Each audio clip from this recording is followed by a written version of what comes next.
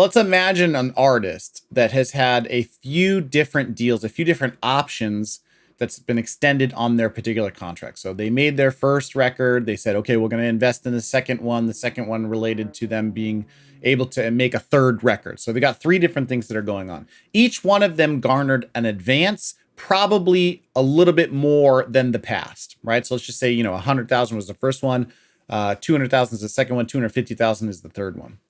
Now, what's most common, just from a data standpoint, is that your first album doesn't recoup. Your second album gets dangerously close. Your third one is where things start to really break out, and you have what we call a successful album, a profitable album. Now, what's going on in terms of recoupment? And should we continue to make records with you as an artist, even because you have a successful third album, but you still have two albums that we've invested in that have not been a success? Enter this concept of cross-collateralization.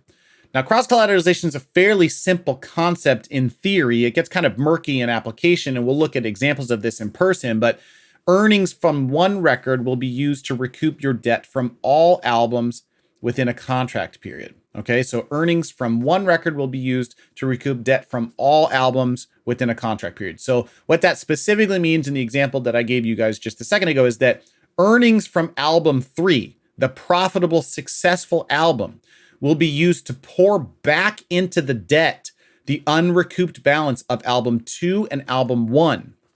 So the successful, profitable earnings on album 3 will be used to recoup the debt on albums 1 and 2. Okay? This seems like a crazy concept and something that's really unfair to the artist, but it's actually, I don't think it is. As an artist, I want to be out of debt on all of my albums as fast as possible, because if I can get to a profitable position on all of my albums, every time I release a new album, the potential of me making more money off of my back catalog increases significantly.